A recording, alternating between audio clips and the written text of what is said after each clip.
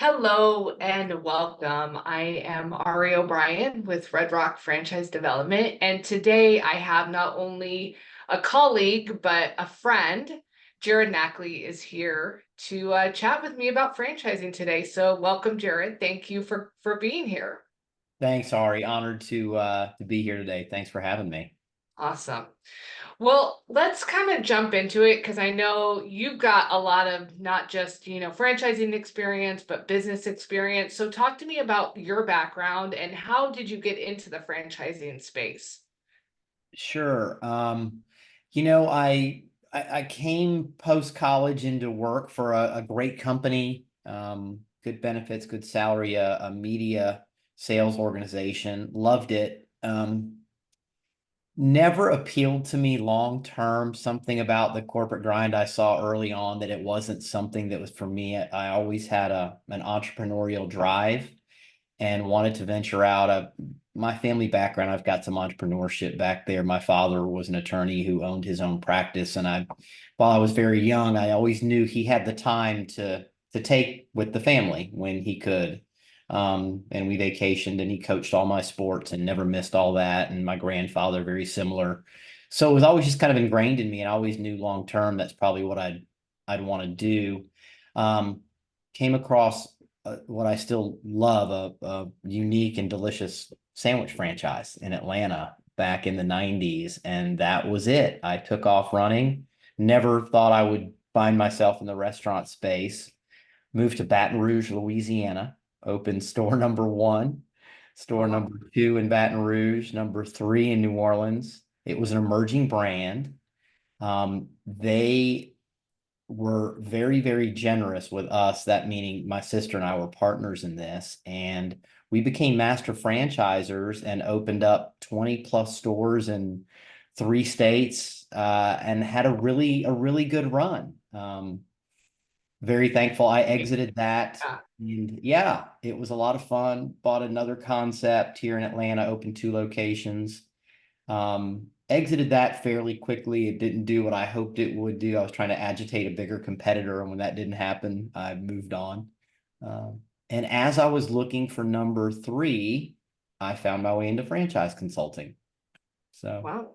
It here I all am. it all worked out. Yeah, that's great. I love that. Yeah. So when you have a candidate that comes to you with that entrepreneurial drive that you talk about, like, what do you do in regards to kind of guiding them and coaching them? Like you see that spark that maybe you had, and like, how can you help them? Like somebody, not everybody that comes to you or, to anybody in this industry always really knows. Like they think that they want to be an entrepreneur or they, maybe they've dipped their toe into it a little bit, but how do you help them and guide them? Yeah, and you nailed it, Ari. Everyone is different. And as I have done this a little bit longer and progressed through this, it starts with just listening to them. You Yeah. know, what I think for them may or may not be right. And if I should be listening a lot more than I'm talking with new candidates, especially, and I let them sort of work their way through it, what appeals to them. We talk about things like their skill set, their background, their budget is very important. Mhm. What are they not good at? What are their shortcomings? So let's try to avoid something or find a brand that can really support them in that. So it's a lot of listening first.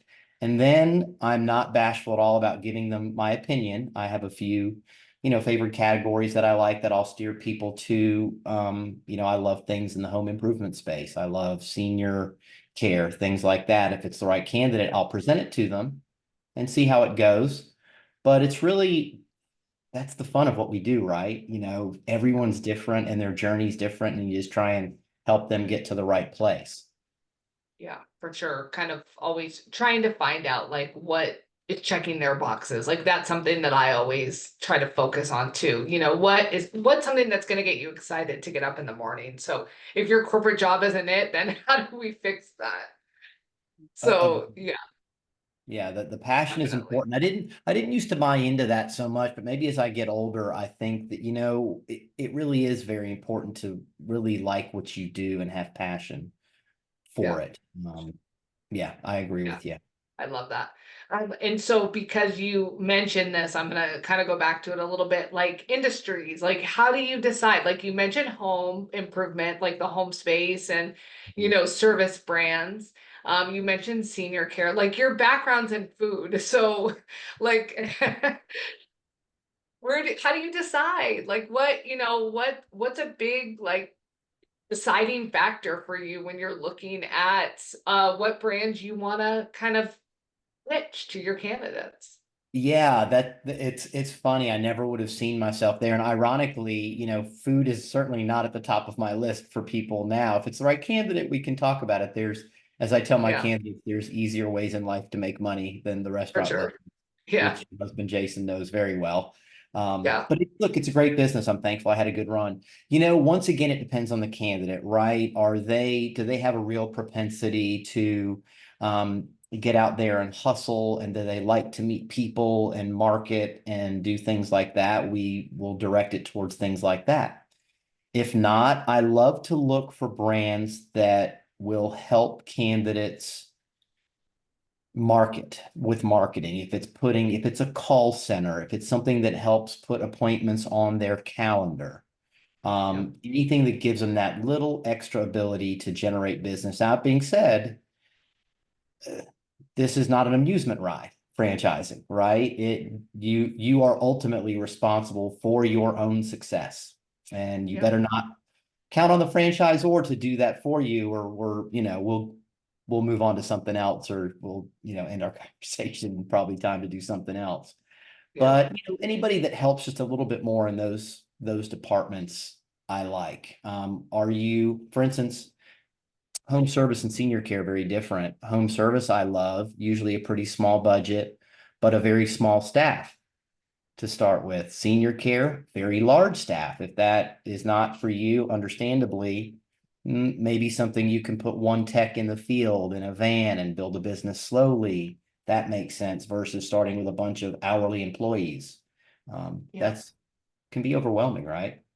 Oh, for sure. And Yeah. nowadays there's so many options out there. And I think people have like this misconceived perception about franchising because they see like the Chick-fil-A's or the Dutch Brothers or like those big, like huge systems out there. And they don't realize how large how many opportunities there are in so many spaces. Now driving around, you see, vans that are, repair and restoration or home services or cleaning or things like that. And, or, you could see a brick and mortar in this, in the health and wellness space. So they're, places that people don't realize are franchises. They are, and the footprint is so large, so yeah. So just so many opportunities. Yeah, everyone still thinks it's franchising is quick service food and Yep. convenience stores, the 7-Elevens of the world. But I mean, we work in the same group of franchises. There very often do I get a curveball where somebody says they're interested in a category and I don't have something I can show them, which is Yeah. just so much fun. I Yeah. love it. Yeah, definitely. I agree. I agree. So, with that, obviously you're passionate about helping people.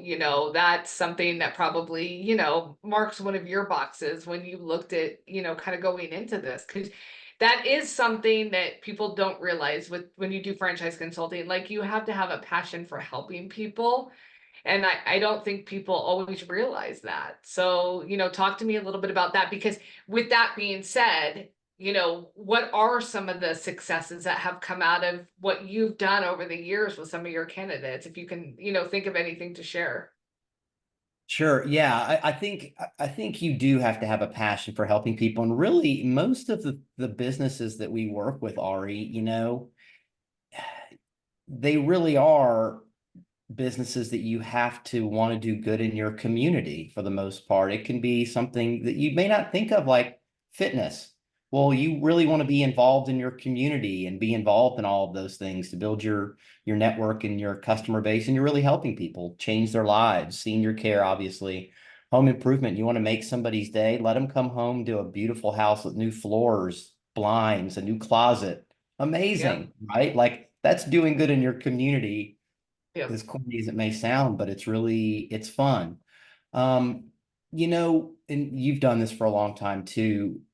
I Mhm. can't tell you how many times you get that person on the phone, and there's so many different scenarios, right? They're just done with corporate America. They're burnt out. They've had it.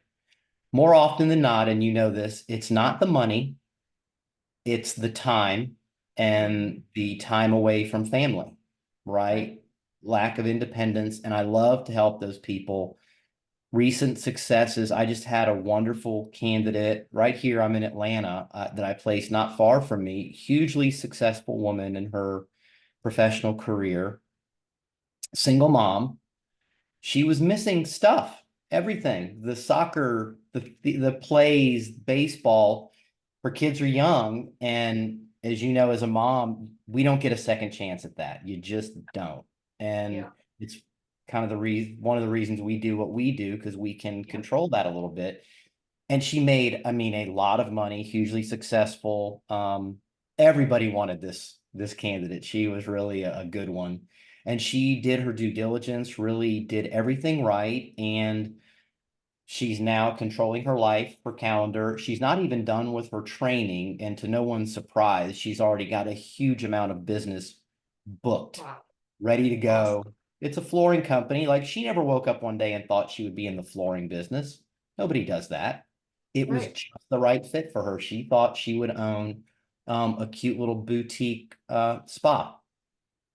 But when she Isn't that started through the amazing? process, and Yeah. you've done this so often, that's the fun part of what we do, where people start is so rarely where they end up. I love Um, that. yeah, Yeah, and then we had that's another so one. You awesome. and I worked together with a wonderful Yeah. candidate for Up Closets, Lakshmi, who very similar. She had a consulting business for a while, her own independent business, not the support and structure that you get in franchising. And she was Yeah. ready and needed something, did her due diligence, built a wonderful relationship with you and Mhm. Thomas at Up Yeah. Closets. Yeah. And you probably know the numbers, but she's just booked a huge amount of business and she's just getting started. She is. She's done Yeah. very, very. Yeah. Yeah. She's rocking it out there. So yeah, it is. And that's why I got out of corporate, same thing. I Yeah. just I didn't want to miss out on stuff that was going on in my family life. And so, it's so important. And yeah, that really resonates. So awesome. That's such a great story. And I can't wait to hear about like future successes with that candidate. Yeah. So what do you think as far as like franchising? So here we are going into July in a week. Yeah. Like fourth quarter's right around the corner, which is crazy. So we're already talking about like 2025, and I know there's a lot going on with an election, and people are talking about the economy and prices and things like that. So what do you think? Like if you could look into your crystal ball, and I've got my magic 8 ball here, so sometimes I'll ask questions. I'll What be do you think? curious to What do you think see. about all of our important business decisions are determined by the magic 8 ball. So yeah, I mean, come on. So what do you think? What do you think as far as like franchising goes? Like what would be your, if you could estimate or guesstimate, what do you think is going to happen in franchising? My thoughts on it, right now and moving forward, at least immediate future, and I'll take it past that. I think it's been a record year for franchising once again. I agree. Um, I think the year will close just as strongly. Sometimes summer can slow down a little bit, but people want to close the summer being in businesses where their kids are in school, all of that. Yeah. The end of the year is always a frenzy. I absolutely expect it to end like that and next year to begin the same way. I don't see why it wouldn't. Um, Mhm. I think it's generational, Ari. This is my opinion, but I Mhm. think in a good way, the millennials are the ones buying these businesses now. They're not the young generation we make fun of as being lazy and all that. First of all, I'm not buying that any of that's true. You know, And And then they're not that young anymore, the millennials. they're not so I mean, I'm showing my age, but those people buying business. And the important thing I think about those generations, Ari, and this too, is that they grew up not wanting to do what mom and dad did, going to work for corporate America and staying somewhere 25, 30 years. These Yep. people grew up with influencers on social media who are entrepreneurs. It's sexy, it's cool. Yep. I think probably made to be a little sexier and cooler than most people understand, right? It's Yeah. not, Yeah. but I think that's wonderful. And they are very entrepreneurial, the gig economy and things like that. They bounce and they don't like one thing. Hey, they move on to the next. What For better way sure. to do it than franchising? I know. I know With that's so true. It is. They don't want to graduate. Like when I graduated college, like you just got a job and you sat in a cubicle and you punched a clock and or whatever. Like that's not, I feel like that's not a thing anymore. So, you Oh, know, I know with my kids or, with Jason and I, our older kids, I mean, they don't want to do that. They don't. And yeah, they just, it's so different now. I mean, it just is than when we were that age. So yeah, we're definitely aging ourselves here. yeah, I get it. My teenage daughter's the same way. She's like, I love you guys, but I don't want to do what you do probably. And I think Yeah, what I do is a lot of fun, but she sees me at a desk and a computer, and that doesn't yeah, sound fun to her, but yeah. that's okay. They, I love they it. they are a different generation for sure. And with that, also what you mentioned is, the up and downs of, franchising, just like any industry, very cyclical. We talk about that constantly. There's up and downs just depending on, things going on. People have lives. So, but it always like, even if it does like kind of, but not lull, but kind of just take a break. Like it comes back like that next month. So, it will be interesting to see what happens, but I agree with you. I think it's going to be as stronger than ever. Yeah. So I'm with not that, yeah, No, go I'm ahead. not too worried about the election. I know that comes up, but I just think, It and I does. do remind candidates that, it is a time that gives people some anxiety, but regardless of how that shakes out, nothing's going to change overnight quickly. Look, there's 1,000 reasons to not start a business of your own. For If you sure. want one, I'll give you 1,000, right? There's plenty. Yeah. Um, You've heard them that's all, the right? main one. Yeah. Yeah. And, Yeah. and there's a lot of very valid ones. I always respect that. It's okay. But I remind people nothing is going to happen overnight. The world's not going to flip on its head no matter how this thing shakes out. Business still runs. It's still up. Businesses are still operating. I Yeah. mean, we did talk about COVID, and now, now that we've gotten through that, we can kind of push through and see the And light, think right? how many franchises did amazing. It was the greatest time ever for certain franchises. Think of our cleaning Agree. franchises. Agree. So Yeah. many had to pivot to something that, would be sustainable for their franchisees. So yeah, that just proves that, yeah, pushing through. So what final thoughts can you share with us, just, in general terms about franchising or anything you want to share with everyone?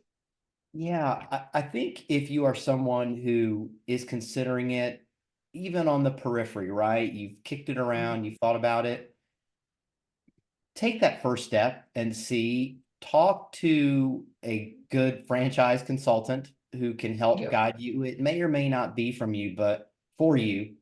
We all know fear plays a big part in this, but I think once you go down that road, you start to learn, wow, I really can do this. And you really can do it about something you have a passion for that you may have no skill set for. If you love kids, pets, seniors, whatever it may be, any good franchise, we have very few franchises that require any sort of previous skill set. In fact, yeah, often they'd rather you not have it, right? So you come in as a clean sure. slate. Because you're working with a franchise consultant, we can help you with funding. Mhm. We know where to guide you, what franchisors are doing well in that space, ones that we trust and know. So take that first step. Even if you don't move forward, you come away a little bit more educated and learn Yeah, something. You'd probably be yeah. pleasantly surprised. That's great advice. I love it. Well, thank you so much for being here today. It was awesome getting to chat with you and to see you as always. Always fun to talk with you, Ari. Thanks, Jarrod. Love it. Talk soon. Bye bye. Bye bye.